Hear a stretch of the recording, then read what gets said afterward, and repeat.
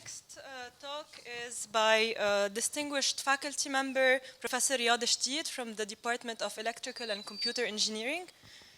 And Professor Chedid will share with us his view on the challenges and opportunities ahead for graduating engineers. Professor Chedid is a specialist in energy. He graduated from Imperial College with a PhD degree in electrical engineering in 1992. And his area of specialty is renewable energy and climate change. And he has received several awards such as the Medal of the Lebanese Electric Utility in 2007, for example. Thank you.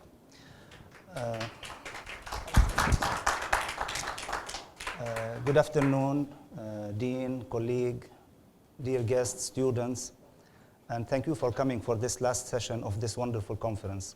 Well, I was requested by email to share with you some of my achievements and draw some conclusions with the purpose of inspiring, graduating engineers from FEA. So I'll try to do that in the coming 15 minutes. First of all, I would like to start to share with you a quote by the director of the National Science Foundation of the United States in 2006, which he mentioned that engineers stand at the forefront of scientific and technological change, creating new knowledge, artifacts, and systems, stimulating economic development, creating wealth and jobs, sharpening the nation's competitive edge, raising our prospects for new productive and satisfying lives, caring for the environment, and strengthening our national security. So if we think about this, what else could be more interesting, more challenging, more inspiring than being an engineer? Therefore, I would think all of us must be proud of being engineers.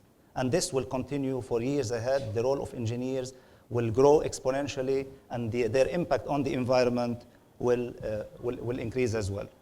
Now, I would like to tell you after this first slide that engineering background that you acquired at AUB will help you succeed not only in the engineering domain, should you decide not to be a practicing engineer. The engineering background is very important to succeed in almost any discipline or domain you would like to work in. And I can testify that most of the reputable companies, the big four, that actually hire business engineers for their consulting activities, they hire engineers at first. They don't hire other engineers from other disciplines. For example, Booz Allen, if you check with Deloitte, if you check with Ernst & Young, you would find most of their successful employees are engineers and not anything else. And that is very important to keep in mind. And I would show you that people could also succeed in areas that you may not think of. How come an engineer could do this with his or her engineering background? For example, if you look at this slide, Tom Scholz, who's the founder and lead singer on the band Boston, is an engineer with a mechanical engineering background from MIT. The US President Jimmy Carter has an engineering background in nuclear engineering, and moreover, he also practiced engineering. He was an engineer in the field. The famous comedian Rowan Atkins, he is a graduate, he's an engineer from Newcastle with a bachelor degree in electrical engineering and even a master degree from Oxford. So I think it tells the story. The engineering background is so important to succeed in life, whether you decide to stay in the engineering domain or you go elsewhere. Now let me try to bring this story and apply it to myself. Well, I've been an engineer since 1986, so it's a long time, more than 30 years. But then I decided to become an academic person. I joined AUB in 1993. But I had a different circumstances that allowed me to practice engineering, teaching, and also some administrative work. So I would first focus on a few things that I think I'm proud of achieving them over the years. In Lebanon now, there is a center very famous called the Lebanese Center for Energy Conservation and Policy. That center was established around 1998, and it is my pleasure and honor to be the advocate for that center, the one who convinced the minister at that time, Mr. Trabulsi, the Minister of Energy and Water at that time, that this center should be established and become operational. Why? Because at that time, nobody believed in energy efficiency or renewable energy because of their high cost and not their urgence in the Lebanese system. But we were lucky enough to convince the ministry, and that center was established. It is fully operational now. In the last 5 years, it spent around $380 million, which the center attracted from the European Union as grants to support the growth of renewable energy, photovoltaic in particular, and energy efficiency. More than that, the current director of the center, Mr. Pierre Khoury, is one of our graduate and our student as well in the electrical engineering department, and he's doing a great job there. The second thing, I was the founding member of what is called the World Energy Council Lebanon branch. That was established in 2002, and the branch is great now, doing lots of activities in the area of energy policy and planning.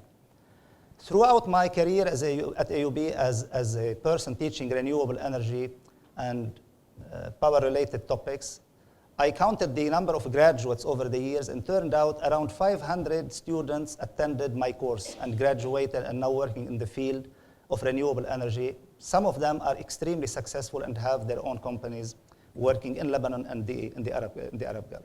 Myself, I had the chance to work as a consultant, part-time consultant, and I was responsible for developing a small power plant at Rafiq Hariri University, 100 kilowatt, and a much bigger plant in Jordan, Aqaba, of 9 megawatt. If you look at this picture, this is a nice resort in Aqaba, Jordan, where the purpose of the photovoltaic power plant at that time in 2011 is to pump the seawater through this, this resort in order to create inside the resort around 17 kilometers of shores in order to use them for touristic purposes. In addition to this, I served as a member of the board of directors of the Lebanese Electric Utility from 2002 until 2007, where I resigned when I discovered that my contribution will not really improve the situation of the electric power system in Lebanon.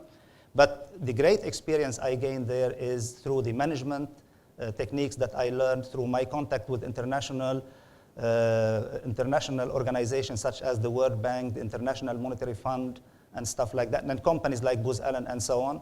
And it was a great experience that I think I used in my courses and in other jobs that I did afterwards. Also, I was a consultant for UNDP, ESCWA, UNFCCC on projects like renewable energy in the Arab world and their impact on climate change. So that within the engineering domain.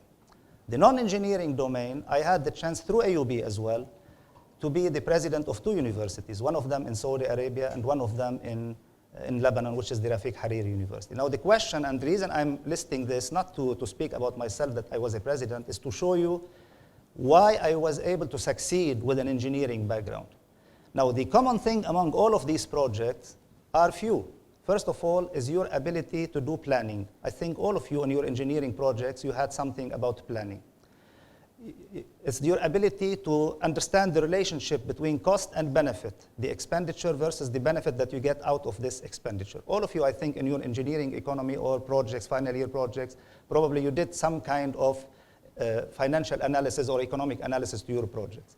Is the ability to anticipate risk and do risk mitigation. I don't know if in some of your courses you had that, but at least in the courses I teach, and in our electrical engineering program, many courses talk about risk and uncertainty and how to deal with them.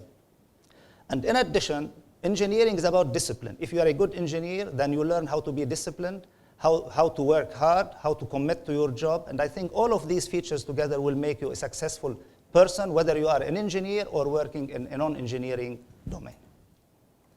Now, out of this, what are the lessons that I learned, or at least the observations that I would like to share with you today, especially that you are graduating very soon? First of all, I would like you to be aware that the competencies of an engineer are changing with time. During the 19th century, there was the notion of focus engineer. An engineer used to do one thing. You graduate as an electric machines engineer. You graduate as an engineer who can do bridges and tunnels. You graduate as an engineer who can do, I don't know, low current, something like that. But that changed, doesn't exist anymore. Why? Because at that time there was a need for an engineer to be a field engineer, to be in the ground, not to do research or to sit in a research office. In the second half of the 20th century, things have changed because there was a race to discover the nuclear bomb, to the race for space, Sputnik, something like that. So there was a need to change from a focus engineer into an engineer that has too much of understanding of math and science and modeling and simulation. But now, in the 21st century, also the notion has changed. Now we have what we call the entrepreneurial and enterprising engineer. An engineer that is supposed to know everything, that is supposed to do everything, to engage in everything, and to have a social responsibility to change his or her own society and, in general, the whole world. So the anticipation is that an entrepreneurial engineer can do anything because he should understand or should have a good understanding of the basic engineering basics. Should work with anybody, anywhere, because should have the communication skills, the team skills, and understanding of the global and current issues. And should have the imagination to convert his or her knowledge into reality. And that is the entrepreneurial spirit that I think our faculty is trying to instill in you in the new era of teaching engineering education, to improve in you the concept of imagination and the managerial skills so that you don't, when you graduate, only solve problems, but you anticipate the challenges for years ahead, and you define the problems, and you make the ground ready for finding the solutions for those problems that will appear or will take place, say, 10 years or 15 years down the road. Now, a survey from a large amount of employers in North America identified that these are the broad competencies expected from young engineers. First of all is the critical thinking and problem solving, information technology application, teamwork, collaboration, and creativity and innovation. So these are at the top. This doesn't mean that ethics and written communication and foreign languages are not important, but these come at the top. And I think AUB and FEA in particular is doing a great job to familiarize you with these and prepare you for the next phase of your career. The particular competencies, which I think we should work more on them here at FEA, and I think when you graduate, you should also take care of yourself and work on them more to be able to compete, are the ability to synthesize. You see, these days, the internet brings you a large amount of data, large amount of information. So the challenge is, how can you use this information and this data in order to bring something new out of them and use them to create something, a system, a product, or something else. The second issue is the integration of knowledge. There is no one now who can claim that I'm a good engineer if he or she doesn't have elementary knowledge in different disciplines. You cannot be a good engineer without basic knowledge in mechanical engineering, in instrumentation, in pollution control, in the money value of your project, and so on. So the integration of different knowledge is also very important. And third is the global perspective. You see, this is very important. I think this is a topic that deserves a session on itself. Global perspective. You're not going to work on your own. You're going to work in teams where people from China, from India, from the United States, from Europe, from Africa may be present in that team. Each has different culture, different religion, different type of different approach for living. And you have to be able to accept that, to respect that, and to integrate within the group in order to be able to succeed. Now, also, it's very important that you familiarize yourself with the great challenges of the engineering of the 21st century, okay? Because you will be working in one of them, of course, or in two of them. I will simply very, very quickly mention some of them. It's the climate change issue, which actually combine the concept of develop carbon sequestration method, manage the nitrogen cycle, and improve the use of solar energy or renewable energy in general. Other disciplines include engineering better medicine, advancing health informatics, preventing nuclear terror, engineering tools for scientific discovery, secure cyberspace, and so on and so forth. These are the 14 grand challenges of the 24th century, and all engineers graduating from whatever school, they will deal with one or more of those challenges, so be prepared for that. Now, I would like to take you to another side of the engineering, because life is not always bright, or the picture is not always bright. Engineers also, if they're not responsible, they could cause harm. They could cause harm. For example, I put a title here, Engineering and War. And I will read this a little bit because it's important to realize that.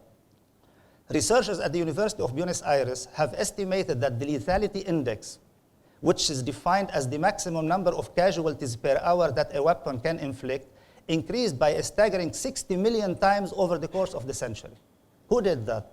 Part of this are engineers with their knowledge. They didn't do it with the purpose of killing people, of course, but they were participating in this. It's the engineering skills that actually brought these lethal weapons to the scene.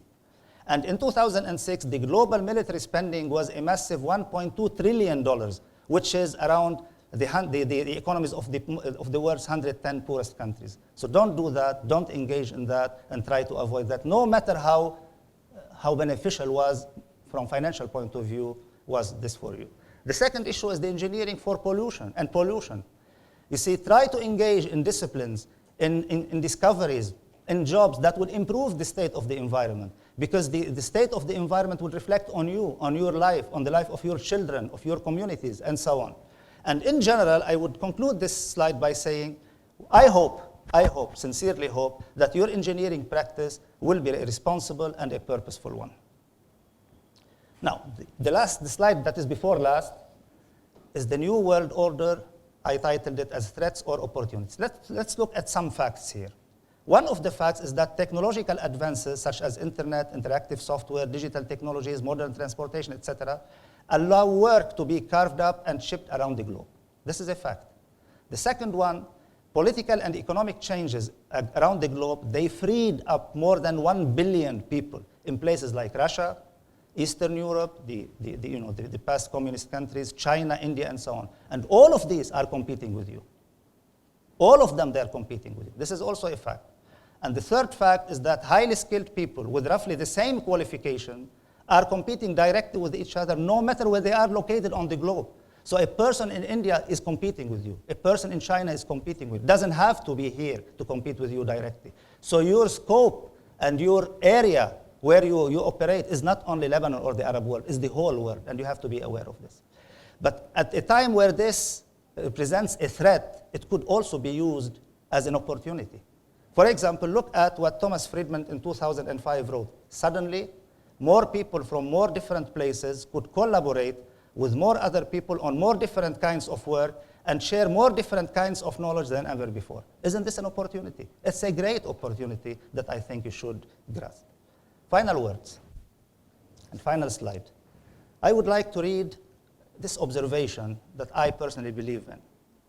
There has never been a better time to be an engineer than now. Why? Because of the vast opportunities that the advancement of digital technology is offering. However, on the opposite, one could also argue that there has never been a more challenging time to be an engineer as now. Why? Because ordinary skills and abilities are no more adequate to find and retain a job and excel in this complex and competitive world. So welcome to the engineering world. You have to be competitive. You have to strive for excellence. You have to be different than others in order to succeed. And my advice for you, first of all, strive for excellence by putting quality in everything you do. Excellent is not a skill, it's an attitude. Second, go the extra mile when asked to do tasks. Always go beyond your job description. Don't use the Lebanese style, please. Do always, or go always beyond your job description. 3, keep away from people, and there are many of those. Keep away from people who try to belittle your ambitions. Small people always do that. But the really great make you feel that you too can become great, and that is Mark Twain. And finally, trust yourself, dig deep down and ask yourself who I want to be, and work hard to achieve that goal and realize your ambitions make them true. The future is yours. Thank you very much.